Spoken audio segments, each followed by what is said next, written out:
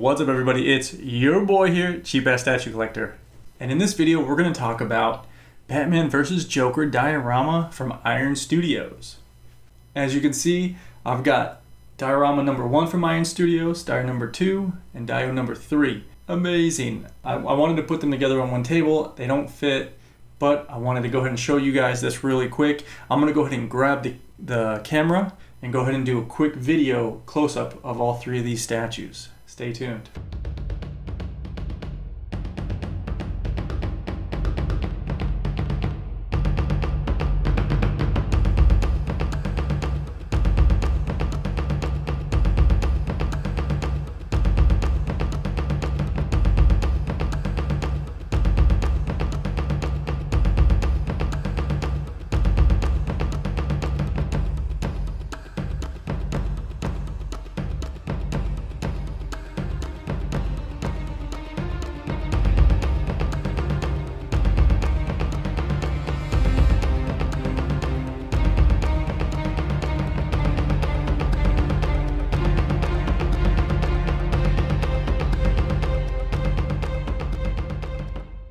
Alright guys, here it is, the review of the Ironstudios Batman vs. Joker diorama.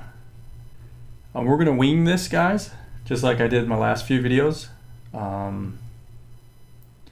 Winging it. We're going to go shoot from the hip. We are, I don't have anything planned, I just unboxed it, I did a video, and we're going to talk about it.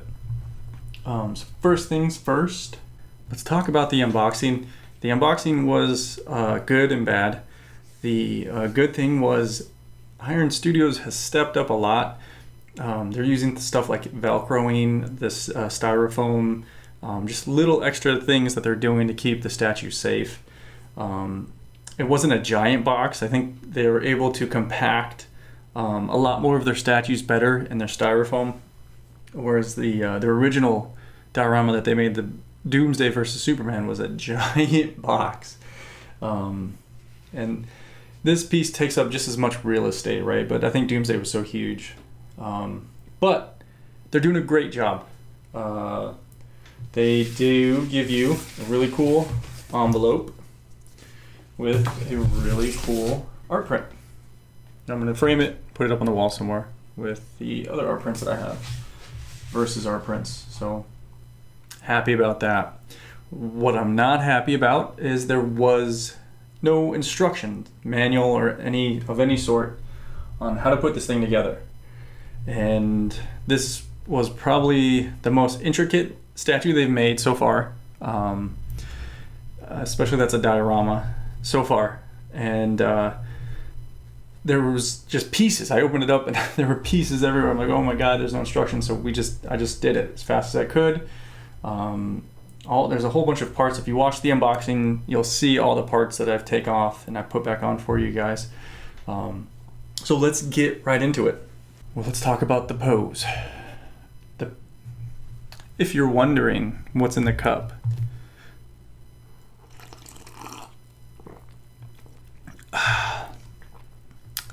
we got a funky fresh statue. We got a diorama, one of my favorite types of statues. We're doing a diet root beer. Getting rid of the teas right now. We're doing a diet root beer. Not a root beer float, just diet root beer. So there you guys go. So the pose is really cool. It's very dynamic, right? And then the setting of this pose and the statue and what's going on and the story that it tells is very intricate. It's very cool. Very comic booky. You know what I mean? I love it. I love this. I love comic book statues. I like realistic statues, right? Like some of the Sideshow stuff, they go for more realistic look. XM does realistic. Ironstudios, they're more of a comic-y looking.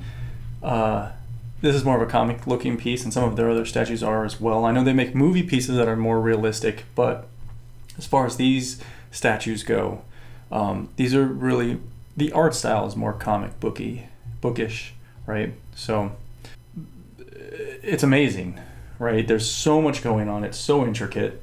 On the back of the statue, there's a rat chilling out there. Oops, it's a rat that just fell. There's a sign that says ha ha ha, and it's got Batman like marked up for dead. There's a killer croc is in the sewer right here, just chilling. I'm never gonna see him because I'm not gonna pose him. Like, I'm gonna put him in my Besta, and I'll never see him. But you know, they didn't just put a head in there either. He's got like his neck and shoulders in the back, just like raised up. You know what I mean? So attention to detail, I like that. Adding that little extra details. The sewer cap says Gotham City. It pops off. There's a strong magnet, as you saw. And look, there's like a ladder and bugs in there. Jesus. Okay. The trash can comes off. The window comes out. Let me get this little guy out for you. Come on. There we go. This little bobblehead, Jack in the Box bobblehead comes out. And it's actually like a little wobbly thing. Little Harley Quinn wobbly Jack in the Box.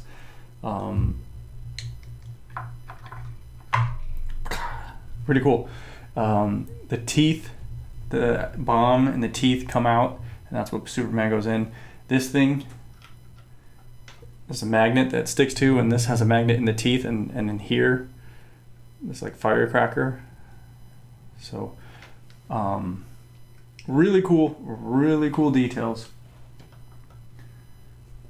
I'm digging it. Just trying to take it all in. There's a bomb that just exploded. You know what I mean? They're in a mid-fight. It's really cool. It fits in a Besta, barely. Straight in, it goes right straight in. You can do it. You can put it in a Besta. But I like to put mine in packs and maybe put them together with other statues. If you give it more space, it looks a little bit better when you display it. This looks like it's Robin's cape, by the way. That's what I think. And there's rats. This little rat, they didn't put the instructions, and there's a little peg. I couldn't find out where he goes, but he goes right here. Filthy rat. Whatever. He goes in there. Not that well. So we're just going to put him on the top. Overall, I think it's very dynamic. It's very cool. There's so many little details. I'm digging it, right? A+, whatever. 10 out of 10, whatever you want to call it. The setting and everything, the base, it's really cool. The only other base that I really liked was the Iron Man versus Namor. I think that's how you pronounce his name, where he's like, Iron Man's on the rocks, and then, you know, Namar's coming out of the water. And I was just like, this base, I don't know, it looks kind of eloquent, right? It looks really cool. It looks like a piece of art that's just sitting on your desk. This is cool because it's telling like a cool story. Like, he's in the back fighting. There's batarangs that have blood on them. A bomb just went off. There's Harley Quinn stuff. There's Robin's cape all torn up. Right? He's got the whatchamacallit, crowbar. Right? And there's Killer Croc is in the bottom of the sewer. It's a really fun statue. That's what I'd have to say. It's a fun statue. It's a fun pose, right? So yeah, A+. Now, putting him together though, I think it's a bit much, right? Because there's so much going on. The trash can comes off. The trash can comes off. The trash can lid comes off. The cape, the crowbar is 2 pieces. Joker has to fit into his arm, right?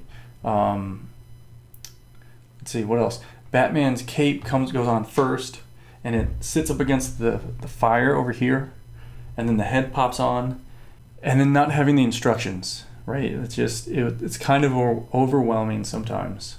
But overall, it's really, it is thought out, and it was pretty easy to put together because they have special pegs for each piece, right? It was pretty easy, except for the rat. There's actually a little magnet in Joker's foot here, and it actually goes on Batman's boob. If you're having issues with alignment, you take a hot gun or whatever, a blow dryer, and you go ahead and make this leg soft, and then you put it in place, and then let it dry out, and you hook them back on to Batman, and then boom, you're good to go. I guess let's do this different. Let's do sculpt details first, right? And let's break it down by the base first. You know, the statue has got a lot of details in it, right? There's so much going on. And then, thunderstorm. There's so much going on. So some of these things are really detailed, like the sewer cap is super detailed. The sculpt on the bricks look really cool. They're very like texturized, right? Really cool. Even in the back, there's all kinds of details in the back. But then there's so much going on that there are little things that are left out, right? Like this, I guess this pipe doesn't look as sculpted, as detailed as it could be. The trash can kind of looks kind of meh, right? And inside the trash can, the bag doesn't look that cool. But I guess it's more of an artsy look, right? It's not going to look super realistic. That's what they're going for, is more of an artsy look. The chattering teeth look good. They look like they have individual teeth for each little chattering thing. Chattering bomb, I don't know what you want to call them. Where the details left out on the sculpt, there's detail left out as well where there should have been more paint or better paint applications, right? Like this looks pretty bland. It looks pretty simple. There's not too much color variations. But I guess it's the back of the base. It doesn't matter. The trash can is just, all silver. It's a little bit dirty. But, that's me nitpicking, really. But it kind of stands out a little bit when you look at, like, the, Harley in the box, right? It's very detailed. It's painted really nice. It's got a lot of different variations within the box. You know what I mean? So, sometimes that stands out a little bit. The stick of the dynamite is all one color, right? But it's going for more of that, comic book look. The reason why I think I'm nitpicking it is because there's so much detail in some of the statue and then not so much in the other parts of the statue. And that goes with the sculpt and the paint apps. Let's move on to the other two guys. And we'll talk about their sculpt and their paint together. Let's do Batman first. So Batman looks amazing. They keep getting better and better with each diorama and probably each statue that they do.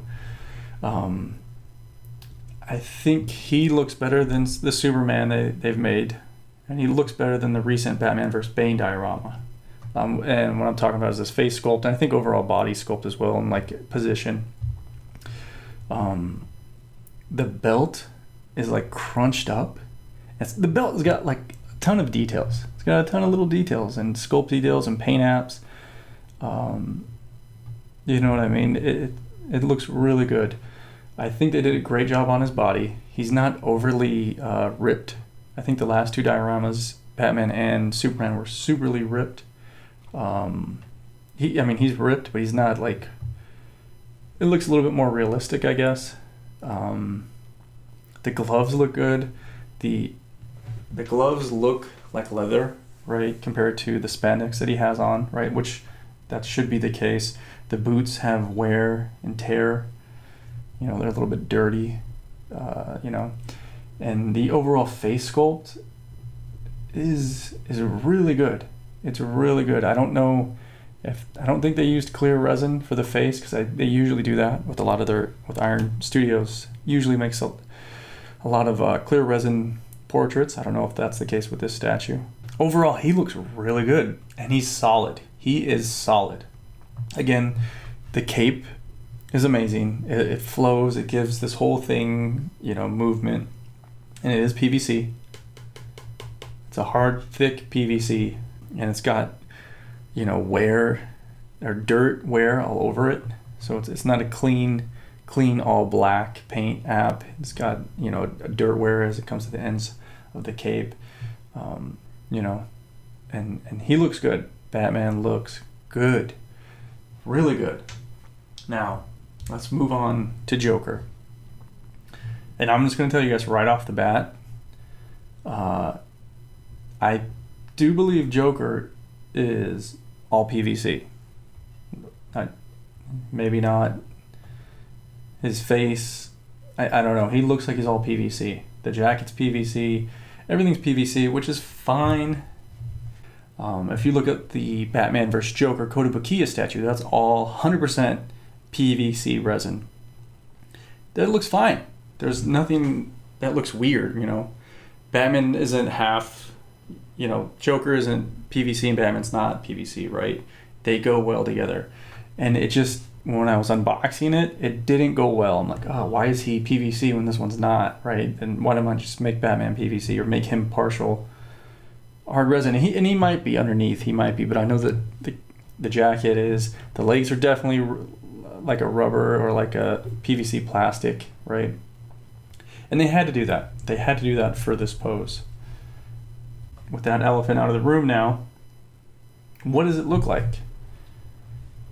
It looks pretty good. It looks really good, especially next to Batman, since Batman is all, you know, a harder resin. It looks really good.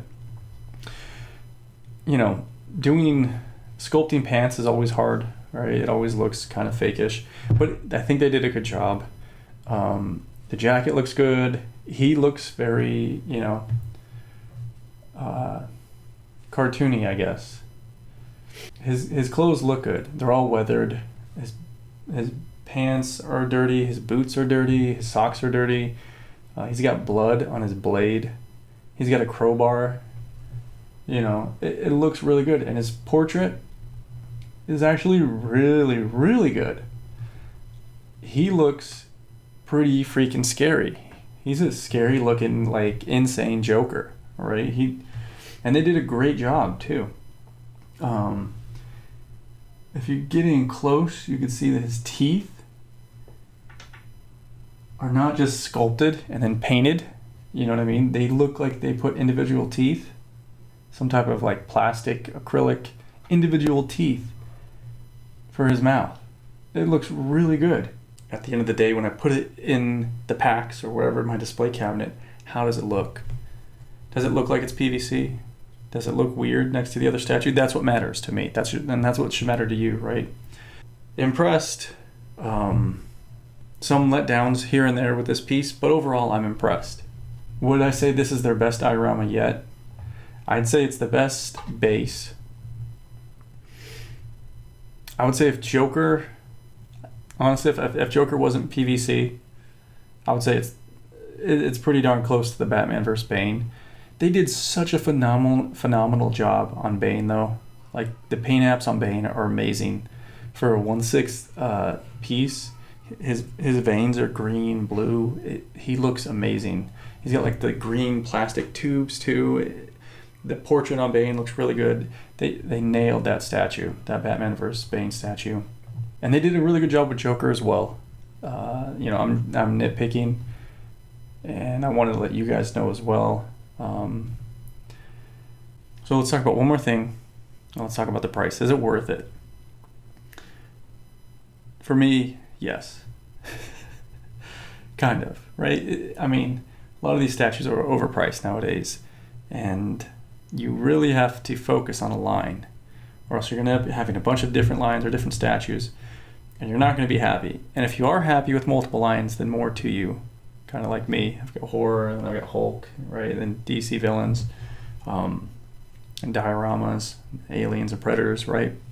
It makes your life more simple, especially when you're dropping a lot of money. If you're like, look, I'm going to focus on dioramas only. I'm going to focus on 1/3 predators, right?